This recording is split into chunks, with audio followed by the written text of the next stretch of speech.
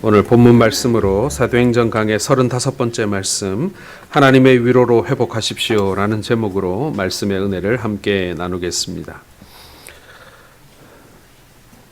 우리는 흔히 신앙이 좋은 사람이라고 하면 굉장히 자신만만한 사람을 생각하곤 합니다. 저도 어릴 적부터 기억하기를 좀 은사가 있는 분들, 그 다음에 어떤 영적 체험이 있는 분들의 공통적인 특징 중에 하나가 정말 자신만만하다. 목소리도 크고 기도할 때도 아주 씩씩하게 기도하시고 그리고 항상 승리를 말하고 그런 기억이 있습니다. 실제로 그런 분들의 삶이 승리하는 삶이었고 그리고 힘차고 의욕 넘치는 삶이었던 것도 사실이기는 한 것 같습니다. 그러나 우리가 항상 신앙 좋은 사람이라고 하면 그렇게 목소리 크고 말 많이 하고 그리고 항상 씩씩한 사람이라고 생각하기도 합니다마는 사실은 우리의 영적 사이클을 보자면 항상 그런 상태에 있을 수는 없다라는 것입니다. 그렇게 은사가 있고 우리가 보기에 항상 이렇게 승리하는 분들처럼 보이지만 사실은 그들도 바닥을 칠 때가 있고 또 내리막을 탈 때도 있고 그렇습니다. 그런데 우리 눈에 왜 안 보이느냐? 안 그런 척 하는 것이죠. 그래서 우리가 잘 모를 뿐이지 그분들도 분명히 영적인 위기가 있고 그리고 영적인 상태가 바닥에 떨어지는 그런 경험들을 누구나 다 한다라는 것입니다. 항상 충만할 수는 없습니다. 왜요? 그게 우리 사람이니까요. 너무나 큰 사명 앞에 긴장할 수도 있고요. 또 계속되는 사역으로 인해서 영육이 지쳐 쓰러질 때도 있습니다. 그리고 사람들에게 지쳐서 쓰러질 때도 있습니다. 마음의 상처를 받아 낙심할 때도 있습니다. 여러분, 우리는 그걸 인정해야 해요. 우리가 그런 걸 다 초월해서 나는 주만 바라봅니다 하면서 어떤 어려움도 없는 것처럼 그렇게 말하지만 그런 사람 아무도 없습니다. 그런 척할 뿐이죠. 사도행전 18장을 보면요. 오늘 사도 바울의 영적인 상태와 육적인 상태가 잘 나타나 있습니다. 사도 바울은 아시아에 복음을 전하기를 원했습니다. 그러나 성령님이 막으시고 성령의 강권에 의해서 마게도니아의 환상을 보면서 유럽으로 향하게 됩니다. 첫 번째 성이 빌립보였어요. 그 빌립보 성에 갔더니 환영을 받을 줄 알았는데 점치는 아이를 고쳤다는 이유로 감옥에 들어가고 매도 맞습니다. 성령님이 인도해 주셨으면 좀 평탄해야 되는 거 아니겠습니까? 좀 사역을 잘 할 수 있도록 그 여건과 토대를 좀 만들어 주셔야 되는 것 아니겠습니까? 그런데 가자마자 감옥에 갇히고 매를 맞습니다. 그 다음에 데살로니가 갔습니다. 큰 부흥이 있었지만 저자의 괴악한 자들, 즉 깡패 같은 사람들이 나타나 때리기도 하고 괴롭혀서 결국에는 오래 버티지를 못했습니다. 그리고 베레아로 갔더니 거기서도 사람들이 신사적이라 말씀을 듣고 열매가 맺히는데 그런데 이 지독한 데살로니가 깡패들이 거기까지 따라와서 결국에는 베레아에서도 얼마 지내지 못하게 되는 것이죠. 그래서 아테네로 갔습니다. 거기서도 복음을 증거했는데 큰 열매가 없었습니다. 그리스 아테네가 어떤 곳입니까? 그리스의 중심입니다. 어떻게 보면은 유럽이라고 하는 곳의 정신적 중심지라고 할 수 있죠. 정치적 중심지는 로마였지만 정신적 중심지는 이 아테네였습니다. 그런데 거기 갔더니 철학적 논쟁만 일어날 뿐이지 열매가 없는 거예요. 너무 힘들었습니다. 1차 전도 여행 때는 그래도 열매가 좀 있었는데 2차 전도 여행의 스토리를 보게 되면요. 계속 어려웠다라는 내용만 반복되고 있습니다. 눈에 띄는 열매가 잘 나타나지 않아요. 그러다가 오늘 고린도로 가게 됩니다. 사도행전 18장은 고린도에서 있었던 일이에요. 그런데 고린도가 여러분 어떤 도시입니까? 고대 세계에서 가장 타락한 도시였습니다. 아테네에서 자동차로 한 40분, 50분 정도 운전해서 남동쪽으로 조금만 내려가면 이 코린티아, 우리가 아는 고린도라는 도시가 있습니다. 역사상 가장 타락한 도시 중에 하나였습니다. 황제 숭배의 본산이었고 무엇보다도 우리가 이 비너스라고 부르는 이 미의 여신 아프로디테를 섬기는 우상 숭배하는 도시가 바로 이 고린도였습니다. 우리가 비너스라고 하면 아름다운 석고 조각상을 생각하게 되고 또 소국 광고도 생각해서 아주 좋은 이미지가 있습니다만은, 그러나 이 비너스를 섬기는, 이 아프로디테를 섬기는 이 도시가 얼마나 타락했는가를 보면 이것이 결코 아름답지만은 않았다라는 것을 알게 됩니다. 이 비너스를 섬기는 신전에는 여자 사제들로 구성되어져 있습니다. 여신을 섬기니 여자 사제들이 많았겠죠. 그 여자 사제들은 실제로는 창기들이었습니다. 신전 매춘이라는 말을 여러분 들어보셨죠. 비너스의 이름으로 몸을 팔고 헌금이라는 이름으로 화대를 받는 그런 방식이었습니다. 고대 사회에서 제일 타락한 도시를 들라고 하면 고린도였습니다. 아마도 이 비너스 여신의 이 신전이 있었기 때문에 아마도 더 타락이 가속화되지 않았나라는 생각이 듭니다. 주변에 많은 사람들이 새로운 동사를 하나 만들 정도였는데 고린도 사람처럼 행하다라는 글이 있습니다. 고린티아 제스타이라는 단어가 나왔어요. 고린도 사람처럼 행하다. 이 고린티아 제스타이라는 이게 동사입니다. 하나입니다. 이 동사 하나가 무슨 뜻이냐면 음란한 짓을 하다, 간통을 하다라는 뜻의 단어입니다. 그러니까 이 고린도라고 하는 도시는요, 그 시대에 가장 음란함과 그리고 가장 성적인 타락의 대명사였다. 그래서 새로운 단어가 생길 정도였다. 이렇게 볼 수가 있는 것이죠. 영육이 다 지치고 핍박과 어려운 가운데 지쳐 있는데 마지막에 바울 사도가 간 도시가 고린도였습니다. 얼마나 힘들었을까요? 얼마나 낙심하고 좌절하고 무력감을 느꼈을까요? 이렇게 타락한 도시가 있을까?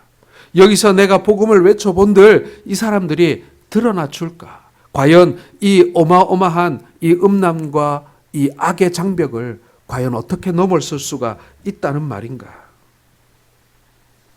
아마도 그런 상황이 되었을 것입니다. 이때 하나님께서 바울을 위로해 주십니다. 낙심한 그를 일으켜 주십니다.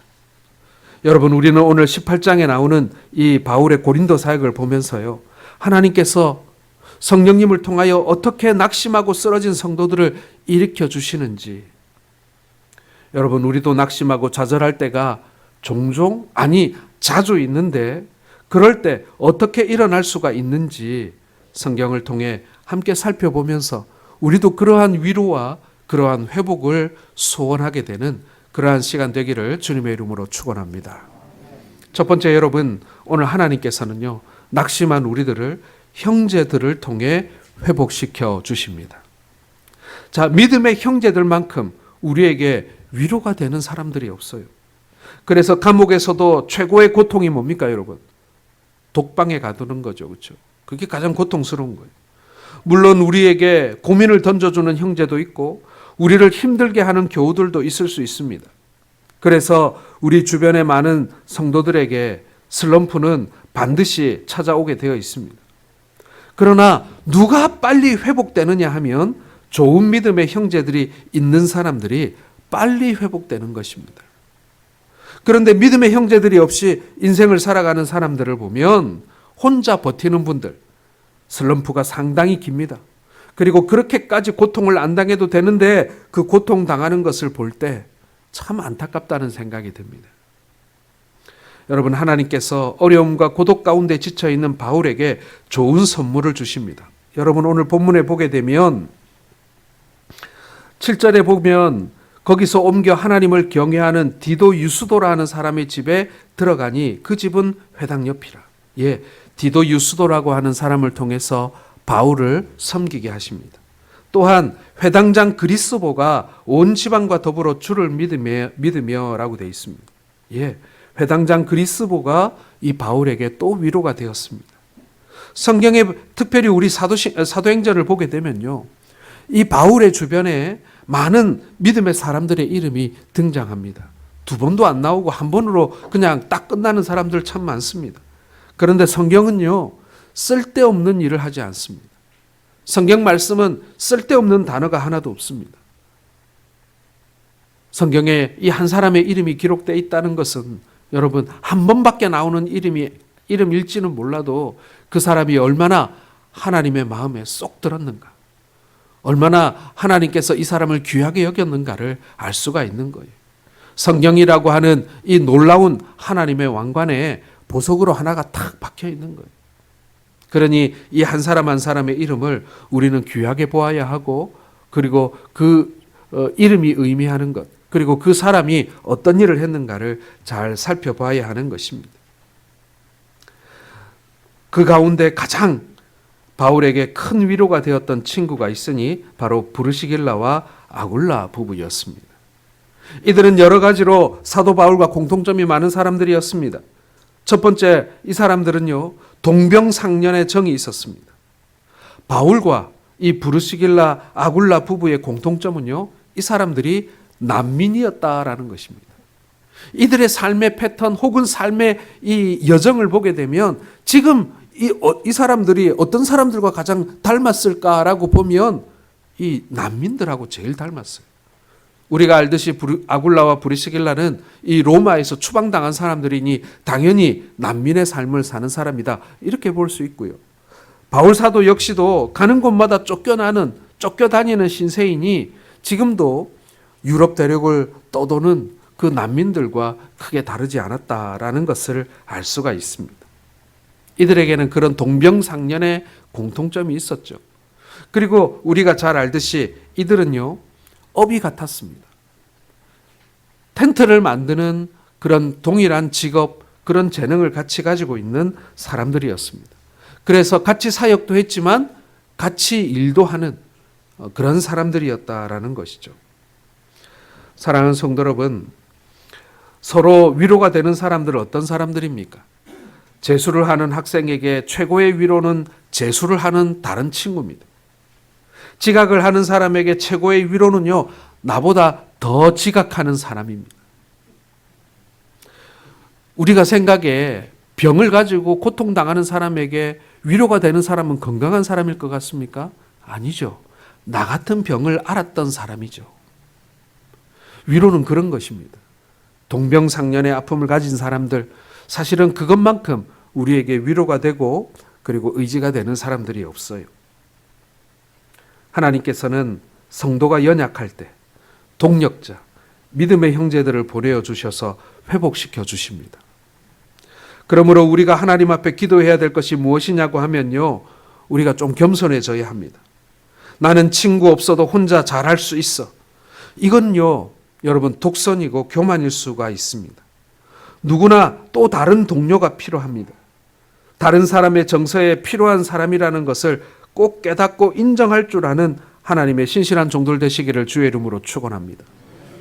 나만 잘하면 되고 내가 제일 잘하고, 아닙니다, 여러분. 나의 옆에 동료가 없으면요, 나의 옆에 다른 나를 돕는 이가 없으면요, 그 감당할 수 없습니다. 그리고 내가 우뚝 설 수가 없는 거예요.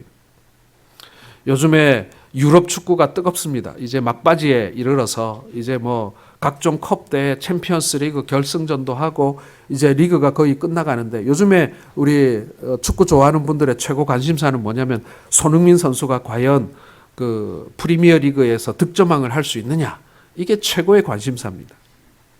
그런데 항상 손흥민을 얘기할 때 손흥민의 콤비를 얘기하죠. 누굽니까, 여러분? 해리 케인이라는 선수입니다. 정말 영국 국가대표팀의 주장이고요. 그리고 득점왕을 여러 번 했던 정말 영국에서 제일 유명한 선수인데, 이 해리 케인이라는 선수가 득점왕을 하고 영국에서 제일 유명한 선수가 될 수 있는 데에는 손흥민 선수가 도움을 주었기 때문에 그런 거예요. 그리고 지금 반대로 또 손흥민 선수가 또 이렇게 최고의 전성기를 구가할 수 있는 것은 이 해리 케인 선수가 뒷받침을 해주었기 때문에, 서로가 최고의 파트너가 되어줬기 때문에 그런 최고의 선수들이 될 수 있었던 것입니다. 사랑하는 성도 여러분, 우리가 하나님 나라의 MVP가 되고 최고의 선수가 되기 위해서는요, 나를 돕는 이가 있어야 되고요. 내가 돕는 이가 있어야 돼요. 서로 돕는 이가 있어야 됩니다. 그래야만 성공할 수 있고 승리할 수 있는 것입니다. 그리고 우리가 낙심했을 때 회복할 수 있는 것입니다. 사랑하는 성도 여러분, 우리가 얼핏 보아도 사도 바울은 우리보다 굉장히 꿋꿋한 사람이라고 생각되지 않습니까? 우리보다 강인한 사람이라고 생각되지 않습니까? 그런데 이 사도 바울도 그 연약한 정서를, 그 정서적 피로를 채워줄 수 있는 형제가 필요로 했다라는 것입니다. 쉽게 말씀드려서 바울 사도도 혼자 설 수 없는 사람이었다는 거예요. 여러분 한번 살펴보세요. 바울의 여정을 살펴보면요, 바나바가 있었기 때문에 이 바울 사도가 이 하나님한테 우리 예수님을 만나고 다메섹 도상에서 꼬꾸라진 이후에 회복할 수 있었어요. 60만 눈을 뜰 수 있는 것도 바나바의 도움이 필요했지만 그가 초대교회 형제들에게, 이 성도들에게 형제로 받아들여지는 과정에 바나바가 보증인이 돼준 거예요. 바나바가 내가 보증할게, 내가 이 사람 책임질게, 이 사람 그 회심한 사람 맞다, 예수님 만난 사람 맞다, 그렇게 바나바가 보증해 주니까 이 예루살렘 교회 성도들이, 그리고 고린도 교회 성도들이 바울 사도를 받아줬죠. 바나바가 보증 안 섰으면요, 바울 사도 안 받아줬어요. 자기 교우들, 형제들, 그리고 부모들, 그리고 자기 자식을 이 감옥에 잡아다 넣고 잡아 죽인 사람인데 어떻게 그 사람을 그렇게 쉽게 믿을 수 있었겠습니까? 우리가 잘 알듯이 그의 옆에는 실라가 있었죠. 그리고 디모데가 있었죠. 브리스길라와 아굴라가 있었죠. 그리고 사도행전에 나오는 수많은 사람들의 이름이 나오죠. 디도 유스도가 나오고, 이런 사람들이 등장해서 바울 사도를 도왔기 때문에, 그를 뒷받침해주고 그의 위로가 되었기 때문에, 동력자가 되었기 때문에 그는 낙심했다가도 회복되고, 맞았다가도 회복되고, 실패했다가도 다시 일어날 수 있었던 것입니다. 사랑하는 성도 여러분, 좋은 동력자와 교우들을 통해서 삶의 낙심에서 회복하시는 하나님의 종들이 되시기를 주의 이름으로 축원합니다. 자, 근데 마음에 이런 게 있어요. 나는 왜 내 주변엔 좋은 동력자가 없을까? 내 주변에는 왜 신라 같은 사람이 없고, 내 주변에는 왜 이 브리스길라, 아굴라 같은 사람이 없을까? 그런 사람만 있으면 내가 좀 덜 힘들 텐데, 더 잘할 수 있었을 텐데. 여러분 혹시 그런 생각 들지 않습니까? 사실은 그런 생각을 제일 많이 할 수 있는 사람이 저 같은 목회자일지도 모르겠어요. 그런데 여러분, 우리가 좋은 동력자가 없다고 불평하기 전에 내가 좋은 동력자가 되고 있는가를 우리는 살펴봐야 한다는 것입니다. 내가 먼저 좋은 동력자가 되어줘야 돼요. 그래야 내 주변에 나도 내가 의도하지 않은 좋은 동력자들이 생겨나는 것입니다. 하나님, 나를 회복의 도구로 쓰시옵소서. 나를 회복의 도구로 사용하여서 지금 누군가가 낙심한 내 주변에 있는 사람들이 회복되게 해 주옵소서. 그리고 그 사람들이 언젠가 나의 동력자가 되게 하여 주옵소서. 여러분, 그런 거예요. 내가 누군가를 일으켜 줄 수도 있지만, 그러나 내가 일으켜 준 그 사람이 언젠가 넘어진 나를 일으켜 줄 날이 온다라는 것입니다. 반드시 그런 날이 온다는 거예요. 내가 지금 당신에게 도움을 받았지만 언젠가 나도 당신을 돕기를 원한다. 여러분, 이게 믿음의 사람들의 모습이에요. 여러분, 나 같은 것이 뭘 할 수 있을까? 그렇게 생각하지 마시고요. 하나님, 나라도 쓰십시오라고 하시기를 주님의 이름으로 축원합니다. 나라도 쓰셔서 저 사람 일으키게 해주시고, 나라도 쓰셔서 어려움에 처한 성도들이 회복되는 그러한 도구로 나를 써주옵소서. 여러분, 우리에게 그런 소원이 있게 될 때 내가 알지 못하는 곳에서 내가 의도하지 않은 사람들이 나의 동력자가 되는, 나를 회복시켜주고 나를 일으켜주는 나의 믿음의 형제들이 될 줄로 믿으시길 바랍니다. 두 번째로 여러분, 오늘 하나님께서는요, 낙심한 우리들을 회복시키기 위해서 말씀을 통해 우리를 회복시켜 주심을 믿으시길 바랍니다. 자, 오늘 9절에서 10절 말씀 한번 같이 읽어보겠습니다. 시작. 밤에 잠잠하지 말고 말하라. 내가 너와 함께 있음에 너를 대적하여 해롭게 할 자가 없을 것이니 이는 이 성 중에 내 백성이 많음이라 하시더라. 사실상 이보다 더 큰 위로가 또 있을 수 있겠습니까? 우리가 낙심하고 좌절에 빠져 있을 때 사도 바울과 같이 우리에게 환상 가운데 말씀해 주시는 경우도 있겠지만, 사실 신약 시대에는 우리에게 말씀이 주어졌기 때문에 이런 환상이나 이런 일들은 많지 않습니다. 이제는 하나님께서 말씀을 통해서, 그리고 설교 말씀과 메시지를 통해서 이런 것들이 우리에게 전달되어집니다. 하나님이 친히 말씀하시기를 두려워하지 말며 잠잠하지 말고 말하라. 이유가 뭐냐면 아무도 너를 대적할 사람이 없을 것이고 내가 너와 함께 할 것이고, 그리고 마지막으로 제일 큰 위로가 뭐냐면 이 성 중에 내 백성이 많음이라. 여러분, 이게 바울 사도에게 가장 신나는 말씀, 가장 힘이 되는 위로의 말씀이었다라는 것입니다. 여러분, 하나님께서 우리에게 주시는 최고의 위로가 무엇이겠습니까? 바로 하나님의 말씀입니다. 이 땅에 내 백성이 많으니라, 전하기만 하면 주께로 돌아올 사람이 많이 있다. 그 말씀 때문에 바울이 다시 일어나는 것 아니겠습니까? 그래서 우리가 날마다 하나님의 말씀을 들어야 하는 이유가 바로 거기에 있는 것입니다. 여러분, 해결책은요, 우리 하나님의 말씀 속에 있습니다. 말씀이 우리에게 해결책을 열어주신다라는 것입니다. 그러므로 우리가 항상 지치지 않고 살아가는 비결이 어디 있느냐고 하면 하나님의 말씀을 새벽마다 듣고 수요일마다 듣고 주일마다 듣고 그리고 성경 공부하면서 그것을 깨닫는 것만큼 중요한 것이 없다라는 것입니다. 말씀이 우리를 인도해 주시고 갈 길을 인도해 주시고 새 힘을 주신다라는 거예요. 제가 예전에 경기도 용인에서 산 적이 있었는데, 제가 살던 아파트 앞에 정말 어마어마하게 큰 교회가 하나 있었어요. 교인도 진짜 많고 정말 유명한 교회였어요. 시내를 돌아다니다 보면 시내에 돌아가는 모든 택시 문에 그 교회 광고가 다 붙어 있었어요. 어떨 때는 버스 광고, 어떨 때는 택시 광고, 정말 광고료를 어마어마하게 쓰는 그런 교회였던 것으로 기억을 합니다. 그런데 그 교회의 특징이 뭐냐라고 하면 이 소위 말하는 이 관리 목회였어요. 교인들의 모든 데이터를 전산화해 가지고 뭐 헌금을 얼마 했느냐부터 시작해서 직장에서 직급이 무엇이고 인척 관계가 어떻게 되는지 정말 손바닥 보듯이 교인들을 파악하고 있더라고요. 동사무소보다 더 잘 알아요. 그런데 그곳을 보면서 제가 뭔가 답답함이 느껴지는 거예요. 뭐라고 할까요? 교인들을 고객처럼 다룬다고 할까요? 예, 고객 관리하고 막 이런 지금까지 본 교회와는 전혀 다른 형태의 그런 교회였습니다. 그리고 그 옆에 뭐 작은 교회는 아니지만은 그 교회에 비하면 작은 교회가 또 하나 있었는데, 이 교회는 사이즈는 좀 작고 엉성해 보이기는 하는데 목사님 말씀이 정말 좋은 교회였어요. 아주 그 강해 설교로 유명한 목사님이 계신 그런 교회였는데요. 말씀이 굉장히 왕성했어요.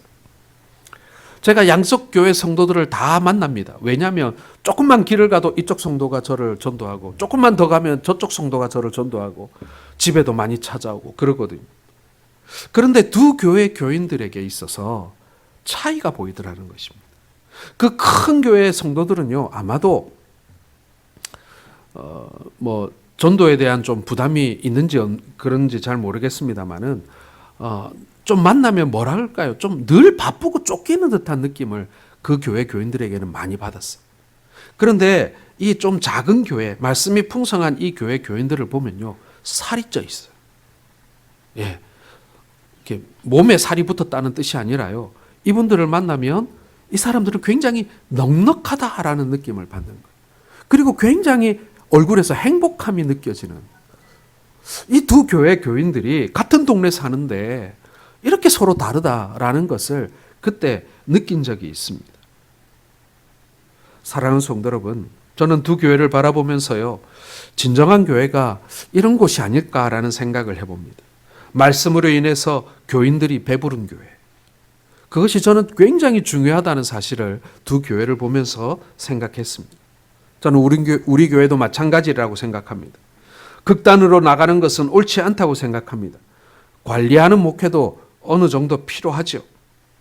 그러나 중심은 말씀이 왕성해서 배가 불러야 한다라는 것입니다. 그러면 각자 처지는 다 틀리고 낙심하는 내용도 틀리고 위기도 틀리고 다 틀리지만 하나님의 말씀이 우리를 일으켜줌을 여러분 믿으시길 바랍니다. 그 능력의 말씀으로 매 순간마다 일어날 수 있는 하나님의 종들 되시기를 바랍니다. 그것이 사실 그 어떤 것보다도 혹은 개인적으로 만나 위로해 주는 것보다도 성도에게 줄 수 있는 최고의 위로인 것이죠. 하나님의 말씀으로 일어나는 것입니다. 그 말씀이 나를 지탱해 주는 것입니다. 바울과 마찬가지로 낙심해 있을 때 말씀으로 일어나서 다시 우리의 길을 걸어가는 그러한 은혜의 역사가 있기를 소원합니다. 오늘 바울 사도에게 귀한 믿음의 동력자도 있었지만 주님께서 주시는 이 말씀이 있었기 때문에 바울 사도가 버티고 다시 일어나고 다시 그 사명을 감당할 수 있었던 것이죠. 세 번째로 여러분, 하나님께서는 우리를 회복시키기 위해서 환경을 통해 우리를 일으켜 주심을 믿으시길 바랍니다. 자, 마지막 세 번째 이 12절에서 17절까지 오늘 말씀을 보게 되면 바울 사도가 이 고소를 당하게 되는 내용이 나옵니다. 유대인들이 갈리오라고 하는 총독에게 예수 믿는 것을 불법으로 해달라고 고소하는 내용이 나와요. 이유는 잘 모르겠습니다만 이 갈리오라고 하는 총독이 그것을 거절합니다. 이유가 뭐냐면요, 기독교와 로마법과는 충돌되는 것이 없다. 그것이 이유였습니다. 그래가지고 바울 사도가 보호받는 거예요. 사실 로마 총독 중에는요, 착한 사람이 많이 없어요. 어떻게든지 이 시골에서 돈을 좀 많이 모아가지고 로마에 있는 귀족들과 권력자들에게 이 뇌물을 줘서 유력한 자리로 로마로 다시 돌아가는 것이 이들의 목적이었기 때문에 이 총독들은요, 어찌하든지 백성들을 이 고혈을 짜고 말이죠. 일을 취하고 뭐 정의 이런 건 필요 없죠. 돈 많이 주는 사람, 자신에게 뇌물 들고 오는 사람이 최고인 것입니다. 여러분, 우리 주변에도 전혀 그럴 것 같지 않던 사람이 갑자기 착해지는 경우들이 있습니다. 이 사람 정말 최악이에요. 그런데 어느 순간 이 사람이 예수님과 같은 모습으로 힘든 일 없어. 내가 도와줄 수 있는 것이 있으면 말만 해. 저 사람이 뭘 잘못 먹었나. 뭐 그런 경우들이 우리 주변에 종종 있습니다. 내가 별로 해준 것도 없는데 어떻게 갑자기 나에게 왜 호의를 베풀까? 왜 변화가 됐는지는 모르겠습니다. 하나님께서 저 사람을 변화시켜 주신 것이라고 밖에는 이해되지 못하겠습니다. 그래서 견딜 수 있게 만들어 주시는 것입니다. 사랑하는 성도 여러분, 우리의 기도의 제목들 중에는요, 하나님, 지금 제가 처한 환경을 한번 보십시오. 제가 잘 믿으려고 해도, 힘을 좀 내려고 해도 환경이 저를 받쳐주지 않습니다. 그리고 나는 너무 지쳐 있습니다. 은혜 가운데 길을 열어주시옵소서. 우리가 그렇게 기도하곤 합니다. 사랑하는 성도 여러분, 우리의 환경도 주님께 호소해야 합니다. 내 주변을 둘러싸고 있는 환경, 처지, 내 주변에 있는 사람들을 여러분 기도의 제목으로 삼으시길 바랍니다. 하나님, 누구누구를 보십시오. 지금 제가 처한 환경을 보십시오. 우리 직장을 보십시오. 우리 집을 보십시오. 그렇게 환경을 주님 앞에 내어놓으시기 바랍니다. 불평이 있으면 불평이 있는 대로, 원망이 있으면 원망이 있는 대로 주님께 그거 다 내어놓으십시오. 하나님, 이래가지고 내가 살겠습니까? 예, 사람들에게 그 말하면요, 불평이 되어서 결국에는 쏘는 것이 되어 나를 다시 아프게 할지 모르지만 우리 주님께는 말씀하셔도 돼요. 실제로 이스라엘 백성들이 바벨론의 포로가 되었다가 돌아오게 된 사건, 바벨론에서 이렇게 다시 가나안 땅으로 돌아오게 된 그 사건을 우리가 기억합니다. 여러분, 이스라엘 백성들이 독립운동에서 다시 이스라엘로 돌아왔습니까? 아닙니다. 하나님께서 고레스라고 하는 왕의 마음을 변화시키셨습니다. 이유는 몰라요. 앞뒤에 인과관계가 연결이 안 됩니다. 어느 날 갑자기 너희들 이제 집에 가도 돼. 그래서 온 것 아닙니까? 역사상 최고의 미스터리입니다. 왜 고레스가 이스라엘 백성들을 본토로 돌려보냈는가? 아무도 모릅니다. 그런데 성경은 뭐라고 얘기하고 있냐면요. 하나님께서 고레스의 마음을 변화시키사. 여러분, 그것이 답이었어요. 그것이. 우리 주변에 이유 없이 되는 일도 많이 있고 이유 없이 안 되는 일도 많이 있습니다. 전혀 예상치 못한 변수들이 툭툭 튀어나옵니다. 우리 지금 건축하는 것도요. 우리가 순탄하게 지금까지 이렇게 진행되어 왔지만 사실은 그 과정을 가만히 들여다보면요. 정말 예상치 못한 일들이 계속 툭툭툭 튀어나옵니다. 하나하나 풀어가고 해결해 가느라고 우리 건축위원장님, 건축위원들, 당회원들, 그리고 시공하는 장로님 다들 아주 그냥 애를 먹습니다. 문제가 없는 게 아니에요. 문제는 마치 쥐레처럼 예상치 못하게 오늘 아침 예상하지 못하고 나왔는데 오늘 낮에 터지는 거예요. 에스더 6장 보면요. 에스더의 삼촌 모르드게와 온 유대인이 하만의 괴계로 다 죽게 생겼어요. 그런데 하나님께서 그들을 건지십니다. 어떻게 건지셨느냐? 갑자기 왕이 잠이 안 오는 거예요. 잠 안 오게 한 것도 하나님의 역사 아니겠습니까? 왕이 잠이 안 오니까 하도 심심해서 요즘 같으면 뭐 비디오를 보든가 뭐 게임을 하든가 할 텐데 왕이 역대 왕들의 일기를 가져오라고 합니다. 꼭 졸릴 때 그런 걸 하면 잠이 잘 오긴 하는 것 같아요. 밤중에 잠 안 자고 일기를 봅니다. 심심해서 쭉 읽다가 과거 모르드게의 행적이 드러나요.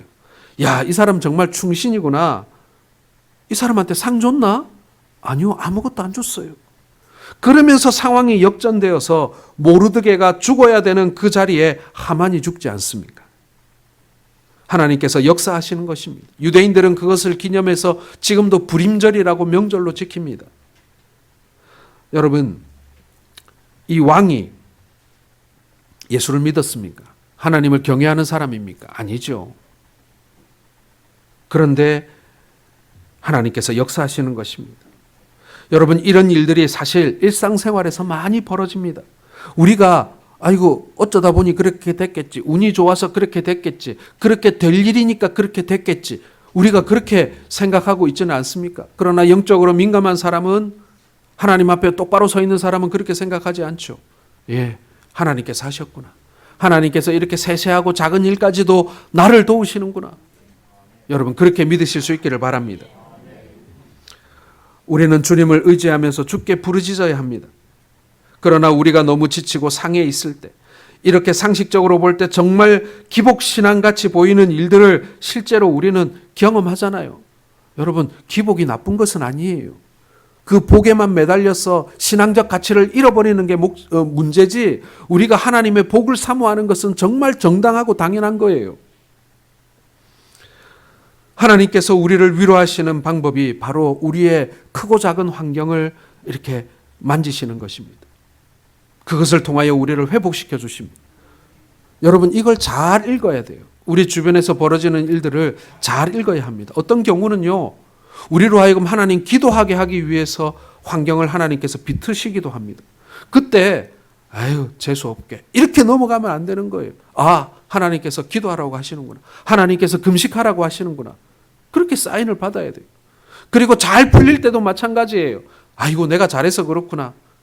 누구 덕이구나. 운이 좋았구나. 이렇게 넘어가면 안 돼요. 하나님께서 이렇게 작은 일 하나까지도 섬세하게 나를 돌보시는구나. 이것을 읽을 수 있어야 하나님의 손길을 경험하는 삶을 살 수가 있는 것입니다. 마지막으로 여러분, 우리가 약할 때 복음의 능력은 더욱 강해짐을 믿으시길 바랍니다. 요즘에 건축을 하다 보니까요, 저도 주변에 건축하는 교회들이 이렇게 관심이 많아요.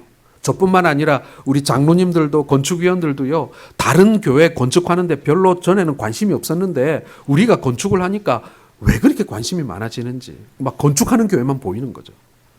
그런데 얘기 들어보면 착공도 못한 교회가 얼마나 많은지, 교회가 건축을 하기로 결정은 했는데 교인들이 서로 마음이 안 맞아서 몇 년째 싸우고 있는 교회, 그 다음에 시공사를 정해가지고 그 계약금을 25억이나 줬는데 아직 삽 한 번 떠보지 못하고 3년이 지난 교회, 뭐 별의 별 교회가 다 있는 거예요. 하다가 중단된 교회, 뭐 하다가 싸움 난 교회, 다 지었는데 들어가지 못하는 교회.